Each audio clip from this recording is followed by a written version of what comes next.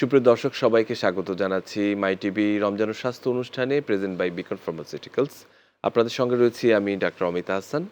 আজকে আমরা কথা বলবো যে ক্যান্সারের একেবারে মূল যে বিষয়গুলো নিয়ে এবং ক্যান্সার আসলে বাংলাদেশে এখন নন কমিউনিকেবল ডিজিজের মধ্যে একটি বড় অংশ জুড়ে রয়েছে এবং এর প্রাদুর্ভাব কিন্তু দিনে দিনে বাড়ছে।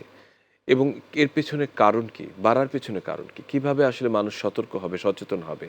কখন আসলে ডাক্তারের কাছে যেতে হবে? এই সবগুলো বিষয় নিয়ে আলোচনা করব এবং একই সঙ্গে রমজানে ক্যান্সার রোগীরা রোজা রাখতে পারবে কিনা, তাদের খাদ্যাভ্যাসটি কেমন, সে বিষয়ে আমরা কথা বলব। আমাদের সঙ্গে আজকে স্টুডিওতে উপস্থিত রয়েছেন ডাক্তার মোহাম্মদ আরিফ হোসেন, সহকারী অধ্যাপক, clinical oncologist, department of radiation oncology, national institute of cancer research and hospitals. আপনাকে স্বাগত আমাদের অনুষ্ঠানে। ধন্যবাদ।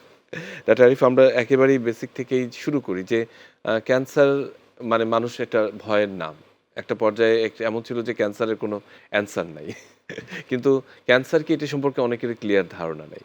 মূলত ক্যান্সার আমরা কখন বলবো এবং ক্যান্সারের পিছনে কারণগুলো কি রয়েছে? জি, ধন্যবাদ। দেখেন, আমাদের যে শরীর, এটা ট্রিলিয়নস অফ সেলস দিয়ে তৈরি, মানে কোষ। একটি কাঁঠাল যেমন বাইরে থেকে দেখতে একটি, কিন্তু ভিতরে অনেকগুলো কোষ থাকে।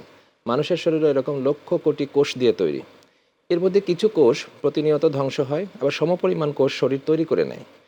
অর্থাৎ এই কোষ বিভাজিত হয়, কিন্তু ব্যাপারটা নিয়ন্ত্রিত। যতগুলি প্রয়োজন ঠিক ততগুলি তৈরি হচ্ছে। কিন্তু এই কোষের বিভাজন যদি কোনো কারণে অনিয়ন্ত্রিত হয়, তাহলে এই যে অতিরিক্ত কোষ তৈরি হলো, এই কোষগুলো দলা বা কুণ্ডলী পাকিয়ে টিউমার তৈরি করে। এবং এই বিভাজনের প্রক্রিয়াটা যদি এমন হয় যে সেই কারণটি যদি এমন হয় যে এই বিভাজনটা হতেই থাকবে, এটি কোনোভাবেই আর থামানো যাচ্ছে না, তখন ওই টিউমারটাকে আমরা ক্যান্সার টিউমার বলি। আচ্ছা, মানে অনিয়ন্ত্রিত একদম গ্রোথ, অনিয়ন্ত্রিত যেটা কোষ আমরা বিভাজন, যেটা এবং বলছি এর পিছনে মেইনলি কারণ হচ্ছে জেনেটিক। আচ্ছা, এটা একটা খুব কারণ বলছেন। এছাড়াও মানে এনভায়রনমেন্টাল কার্সিনোজেনিক কিছু এজেন্ট রয়েছে, এনভায়রনমেন্টাল কিছু কারণ, খাদ্যাভ্যাস, জীবনধারা, এই বিষয়গুলো নিয়ে যদি একটু আমাদেরকে বলতেন। জি, যেটা আমি বলছিলাম, জেনেটিক মানে জিন বা ডিএনএ ড্যামেজের কারণেই তো, মানে ইরিপেয়ারেবল ডিএনএ ড্যামেজ, সেই কারণেই তো ক্যান্সারগুলো হয়। তো এটার একটা আছে যে আপনি ইনহেরেন্ট, আপনি এটা জন্মগতভাবে নিয়ে আসতে পারেন, আর একটা হচ্ছে অ্যাকোয়ার্ড, আপনি এটা অর্জন করলেন এই বিষয়টা। তো যে কারণগুলি এই অনিয়ন্ত্রিত কোষ বিভাজনটা শুরু করে, এগুলোকে আমরা বলি কার্সিনোজেন। জি। তো অনেক ধরনের কার্সিনোজেন আছে, যেমন ধরেন কেমিক্যাল কার্সিনোজেন্স। আপনি যে স্মোক করলেন, ধূমপানে অনেক ধরনের কেমিক্যালস থাকে, শরীর সেগুলো নেয়, যেগুলো কার্সিনোজেন্স। এরকম আরও অনেক কেমিক্যালস আছে। ধরেন রেডিয়েশন কার্সিনোজেন, আপনি যে রেডিওথেরাপি বা রোগ নির্ণয়ের জন্য যে রেডিয়েশন দেওয়া হয়, অথবা আমার এই যে সূর্যের অতিবেগুনি রশ্মি বা এমনি এই স্বাভাবিকভাবে ধরনের কিছু রশ্মি রাখতে আছে, পারে, এগুলো ক্যান্সার তৈরি করতে পারে। কাজ করবে। ধরেন যে আপনার বিভিন্ন মাইক্রোবিয়াল কার্সিনোজেন্স, বিভিন্ন ব্যাকটেরিয়া, ভাইরাস, এই জাতীয় কিছু জীবাণু আছে যারা ক্যান্সার তৈরি করতে পারে। জি, জি। কিছু সাধারণ কিছু সিম্পটম বা লক্ষণ রয়েছে, যেটা দিয়ে মানুষ আসলে ভাবে যে না, আসলে তার একটা পরিবর্তন হলো শরীরের ভিতরে। সেই প্রাথমিক লক্ষণগুলো আসলে আমরা একটু জানতে চাই। প্রাথমিক অবস্থায় যদি ক্যান্সার রোগ নির্ণয় করা যায়, তাহলে ভালো করা সম্ভব, শতভাগ ভালো করা সম্ভব অনেক ক্ষেত্রেই। কিন্তু প্রাথমিক অবস্থায় রোগ নির্ণয় হবে কিভাবে? একটা তো স্ক্রিনিং আছে, কিন্তু মানুষ যেহেতু এখনো স্ক্রিনিং এর আওতায় এতটা আসেনি, মানুষ যখন বুঝতে পারে তার কোনো রোগ হয়েছে, তখনই সে ডাক্তারের কাছে যায়। তাহলে ক্যান্সারের ক্ষেত্রেও মানুষ আর্লি রোগ নির্ণয় করতে গেলে ডাক্তারের কাছে তো যেতে হবে। মানুষ যাবে কেন? যদি সে তার সিমটমস বা সায়েন্সগুলো না জানে, যে আমি আসলে কি অনুভব করলে আমি ডাক্তারের কাছে যাব, সেটা জানা খুব জরুরি। ক্যান্সারের সিমটমস অ্যাকচুয়ালি নির্ভর করে কোন অঙ্গের ক্যান্সার কোথায় এবং হয়েছে তার ক্যান্সারটি উপরে। কোন স্টেজে আছে তার উপরে। কিন্তু ক্যান্সারের কিছু কমন উপসর্গ আছে। আচ্ছা। ধরেন দীর্ঘদিনের কোষ্ঠকাঠিন্য বা দীর্ঘদিনের ডায়রিয়া বা অল্টার্ড বাওয়েল হ্যাবিট, কিছুদিন ডায়রিয়া, কিছুদিন কোষ্ঠকাঠিন্য হলো। অথবা মলের সাথে রক্ত যাওয়া, মিউকাস যাওয়া, প্রস্রাবের জ্বালা যন্ত্রণা, প্রস্রাবের পরিমাণ কমে যাওয়া, কোনো ক্ষত বা ঘা মুখের ভিতরে বা ত্বকে, যেটি 3 সপ্তাহের মধ্যেও শুকায় না, একদমই। এমন কাশির সাথে রক্ত যাওয়া, রক্ত যাচ্ছে, পায়খানা প্রস্রাবের সাথে রক্ত যাওয়া, অথবা বমির সাথে রক্ত যাওয়া, অথবা ধরেন স্তনের বৃন্ত থেকে রক্ত মিশ্রিত তরল নিঃসৃত হওয়া, বা মহিলাদের যোনিপথে অস্বাভাবিক রক্তপাত। টি মিনস থিকেনিং অর ম্যাশ, এটা মানে হচ্ছে যে কোনো টিউমার, গ্রোথ, শরীরে কোনো জায়গায় কোনো ফোলা বা কোনো টিউমার যেটাকে আমরা বলি, সেটা যদি থাকে, উনি অবশ্যই চিকিৎসকের কাছে আসবেন। Indigestion or difficulty in swallowing, মানে দীর্ঘদিনের বদহজম অথবা খাবার গিলতে অসুবিধা হওয়া। একদমই, হ্যাঁ। অবভিয়াস চেঞ্জ ইন এনি মোল, শরীরে কোনো মোল বা তিল আছে যেটি হঠাৎ করে কোনো চেঞ্জ আসছে, যেমন তার কালার পরিবর্তন হয়েছে, অথবা তার সাইজ পরিবর্তন হয়েছে র্যাপিডলি, বা তার মার্জিনটা খুব ইরেগুলার হয়ে গিয়েছে, জি। অথবা সেখান থেকে রক্ত বের হচ্ছে, প্রচণ্ড চুলকানি হচ্ছে, ব্যথা হচ্ছে, এই জাতীয় চেঞ্জ যদি হঠাৎ করে আসে, গলার স্বরটি কাশি, পরিবর্তন হঠাৎ করে হয়ে নতুন গেছে। কাশি যেটি 3 সপ্তাহের মধ্যেও ভালো হচ্ছে না, অথবা গলার স্বর পরিবর্তন হয়ে যাওয়া। জি। এটা ছাড়াও আদার কিছু সিমটমস আছে, যেমন আনএক্সপ্লেইনড ওয়েট লস। আমরা বলি যে হঠাৎ করে শরীরের ওজন কমে যাওয়া, যেটির কোনো ব্যাখ্যা পাওয়া যাচ্ছে না যে কেন যে কোনো কমলো। কারণে কেন জি, হচ্ছে, জি। কি কারণে হচ্ছে। এরপরে হচ্ছে যে ধরেন ফিভার, জ্বর, দীর্ঘদিনের জ্বর, দীর্ঘদিন ধরে জ্বর থেকেই যাচ্ছে। নাইট সোয়েটস, রাতের বেলা ঘেমে যাওয়া এবং খুব বেশি ঘেমে যাওয়া অস্বাভাবিকভাবে, রাইট। এগুলোই ক্যান্সারের এগুলো আসলে হলে মানুষের সতর্ক হওয়া উচিত এবং ডাক্তারের কাছে যাওয়া উচিত, যে ভয় না পেয়ে যে আসলে কেন হচ্ছে জি। সেটাকে আসলে খুঁজে বের করা, যে অন্য কারণেই হতে পারে, অন্য কোনো কারণে হতে পারে। ডাক্তার আরিফ, আমরা আরেকটি বিষয় নিয়ে কথা বলতে চাই। রমজানের রুগীরা, বিশেষ করে ক্যান্সারে আক্রান্ত রুগীরা রোজা রাখতে চায় অনেকেই, যে যদি সে মনে করে যে রাখা উচিত, তখন আপনারা আসলে এটাকে কিভাবে নির্ধারণ করেন যে কোন বেসিসে যে রোজাটি রাখতে পারবে কিনা? দেখেন, এই প্রশ্নটির উত্তর সব রোগীর জন্য সমান নয়। সমান নয়। সব রোগী এককভাবে সমানভাবেই রোজা রাখতে পারবেন, বিষয়টা এমন না।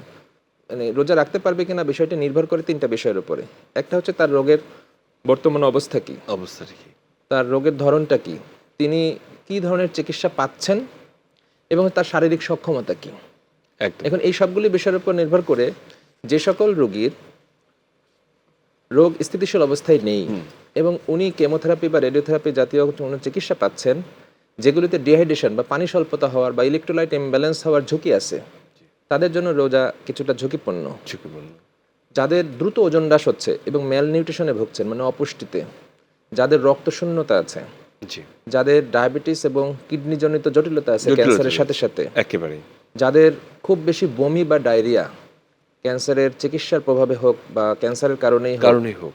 তাদের এই ধরনের রোগীদের ক্ষেত্রে রোজা কিছুটা ঝুঁকিপূর্ণ। কিন্তু যাদের ধরেন যে সার্জারি বা কেমোথেরাপি শেষ হয়ে গিয়েছে বা অন্যান্য চিকিৎসা শেষ হয়েছে, এখন ক্যান্সার এখন স্থিতিশীল অবস্থায় আছে, তার ওজনও স্থিতিশীল আছে, উনি খুব ভালোভাবে খাবার খেতে পারছেন, এই ধরনের রোগীরা চিকিৎসকের পরামর্শ অনুযায়ী উনি রোজা রাখতে পারবেন। তবে সেক্ষেত্রে খেয়াল রাখতে হবে উনি কি খাচ্ছেন। মানে উনি সেহরি এবং ইফতারে উনি জি। পর্যাপ্ত পরিমাণে প্রোটিন এবং ক্যালোরিযুক্ত খাবার খাবেন, পর্যাপ্ত পরিমাণে পানি পান পানি করবেন। ওনার যে ওষুধ সেটা শিডিউলিং করে নেবেন ওনার চিকিৎসকের কাছ থেকে, যদি 3 বেলা থাকে সেটাকে কিভাবে দুবেলা করা যায় সেটি বিষয়টা নিয়ে।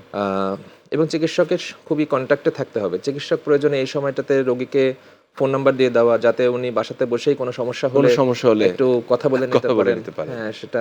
আচ্ছা, আরেকটা বিষয় যেটা বলছিলাম, যে অনেক ক্ষেত্রে দেখা যায় যে যারা অন্ত্রের ক্যান্সারে ভুগছেন বা ভুগছিলেন, বা স্টমাক ক্যান্সার বা কোলন ক্যান্সারে, ওনাদের ক্ষেত্রে বিশেষ খাবারের কোনো সতর্কতা রয়েছে কিনা? যে ওনাদের অনেক সময় বারে বারে খেতে হয়, অনেক সময় দেখা যাচ্ছে সব ধরনের খাবার ওনারা নিতে পারেন না, সহ্য করতে পারেন না, সেই বিষয়ে যদি একটু বলতেন। যেটা সবচেয়ে বড় গুরুত্বপূর্ণ বিষয় সেটা হচ্ছে কোষ্ঠকাঠিন্য। কোষ্ঠকাঠিন্য না হয় সে জাতীয় খাবার খাওয়া দরকার। তার মানে ফাইবার জাতীয় খাবার, আঁশযুক্ত খাবার বেশি খাবেন, ভেজিটেবলস অ্যান্ড ফ্রুটস এই জাতীয় খাবার বেশি খাবেন। রেড মিটটা অ্যাভয়েড করবেন, রাইট। লাল মাংস যেটা, এটা অ্যাভয়েড করতে পারলে ওনাদের জন্য ভালো। আর ফাইবার জাতীয় খাবার বেশি খাবে, এটাই। সেটি একটি ভালো কথা রয়েছে। আচ্ছা, ক্যান্সার পেশেন্টের আরেকটা কথা আমরা জানতে চাই, যে বিশেষ করে যদি ডায়াগনোসিস হয়ে গেল, এবং অনেক ক্ষেত্রে কেমোথেরাপি এবং রেডিওথেরাপি নিতে অনেকেরই মানে কুণ্ঠিত বোধ করেন, যে অনেকে ভাবেন যে এর ফলে তার অবস্থাটি আরও খারাপ হয়ে যেতে পারে কিনা, সোশ্যাল কিছু ট্যাবু রয়েছে, কিছু রয়েছে। এই জায়গাটিকে, চ্যালেঞ্জগুলোকে আপনারা কিভাবে ফেস করে থাকেন, বা রোগীদেরকে কিভাবে বোঝান বিষয়টিকে? এই ভয়গুলো থাকে, কিন্তু সেখানেই চিকিৎসকের ভূমিকা কাউন্সেলিং, সঠিক বার্তাটা রোগীকে দেওয়া, তাকে বোঝানো যে তার জীবন রক্ষা করাটার জন্য এই চিকিৎসাগুলি অত্যাবশ্যকীয়, এবং এই চিকিৎসার যে সামান্য পার্শ্ব প্রতিক্রিয়া আছে সেটি সকলের হয় না। হতে পারে এটা যে কোনো ওষুধের ক্ষেত্রে, যে কোনো চিকিৎসার ক্ষেত্রেই কিছু সম্ভাব্য পার্শ্ব প্রতিক্রিয়া থাকে, সেটি সকলের হয় না, কারো কারো হতে পারে, কিন্তু সেটিও ম্যানেজ কীভাবে করতে হবে চিকিৎসকের জানা আছে। সেটি যাতে না হয় সেই ব্যবস্থা দিয়েই আমরা চিকিৎসা দিই, যদি হয়ও আমরা সেটা ম্যানেজ করতে পারি, সেই আশ্বাসটা তাকে দিয়েই আমরা চিকিৎসা শুরু করেন। এবং আরেকটি প্রচলিত ধারণা রয়েছে, যে অনেকে মনে করেন যে ক্যান্সারটি আসলে সে হয়তো পুরোপুরি নিরাময় হবে না, এই জায়গাটি যখন তাকে কেউ মাথায় এই সেটটি দিয়ে দেয়, তখন সে পরবর্তী চিকিৎসা নিতে অনাগ্রহ বোধ করেন, যে আর কি হবে। দেখেন, এটা একটা পুরানো ধারণা। এটা নিয়ে আসলে কি বলেন? একটা সময় ছিল যখন কলেরা মহামারী তৈরি করতো, কলেরাতে মানুষ ভালো হতো না, গ্রামের পর গ্রাম মানুষ মারা যেত। সেই অবস্থা কি আছে? তো ক্যান্সারের বিষয়টা সেই পুরানো ধারণা নিয়ে মানুষ আছে যে cancer has no answer, now cancer has very good answer. তো তো ক্যান্সার যদি আর্লি স্টেজে ডায়াগনোসিস হয়, এখন আর্লি স্টেজ বলতে কি বোঝায়? দেখেন ক্যান্সারের আমরা জানি যে 4টা স্টেজ আছে, জি 1 2 3 4। তো ক্যান্সার কত দূর ছড়িয়েছে সেটার উপরে ভিত্তি করে এই স্টেজিংটা করা হয়। জি একদম ছোট টিউমার যেখানে তৈরি হয়েছে সেখানে আছে, আমরা সাধারণত স্টেজ 1 বলি। আর একটু বড় হলে বা একটু আগালে সেটাকে আমরা 2 বলি। যদি আশেপাশে লিম্ফ নোডকে ধরে সাধারণত এটাকে আমরা স্টেজ 3 বলি। আর দূরবর্তী কোনো অঙ্গে চলে গেলে Organ-এ স্টেজ যদি 4 চলে বলি। যায়। তো স্টেজ 1 এবং 2 তে সাধারণত ম্যাক্সিমাম ক্যান্সারই ভালো, সম্পূর্ণ ভালো করা যায়। সম্পূর্ণ স্টেজ 3 একটু চ্যালেঞ্জিং, বাট এখানেও ভালো করা সম্ভব। একদমই স্টেজ সেটাই। 4 এও কোনো রোগী দীর্ঘদিন চিকিৎসায় ভালো থাকে। হতে পারে। আপনি বললেন যে যদি আর্লি এটাকে ডিটেক্ট করা যায় তাহলে তো খুব সহজেই সেটাকে নিরাময় করা যায়, কিন্তু স্টেজ 4এও কিন্তু অনেক সময় আশা থাকে, তার কোয়ালিটি অফ লাইফকে ইমপ্রুভ করা যায়, তার জীবনকে আরও দীর্ঘায়িত করা যায়। এই বিষয়টি কিন্তু বোঝানোর কিছু আসলে ব্যাপার রয়েছে, সেই জায়গাটি রয়েছে। এবং সেটি দেখা যায় যে যখন ক্যান্সার ধরা পড়ে তখন আত্মীয় স্বজন, পাড়া প্রতিবেশী যারা আছে তারা তাকে ভালো মন্দ খাওয়ানোর জন্য ব্যবস্থা নিয়ে নেয় আর কি। এবং এই ভালো মন্দ করতে যেয়ে আসলে আরও মন্দ করে দেয় অনেক ক্ষেত্রে। খাবারের ক্ষেত্রে বলছি, দেখা যাচ্ছে যেই খাবারটি তার খাওয়া একেবারেই উচিত ছিল না, মানুষের ইচ্ছা তো থাকে সেটি হচ্ছে। এই জীবনধারার যে একটা ব্যাপক একটা পরিবর্তন তৈরি হয় এবং এক্ষেত্রে সোশ্যাল যে কনসার্নটা থাকা দরকার অথবা সচেতন থাকা দরকার, এই জায়গাটিতে আমাদেরকে একটু বলুন যে পরিবার এবং সমাজ তাদের একটি ভূমিকা। দেখেন ক্যান্সার তো শুধু একটি রোগ নয়, এটা একটা যুদ্ধের মতো। একদম এখন এই যুদ্ধটি কে করবেন?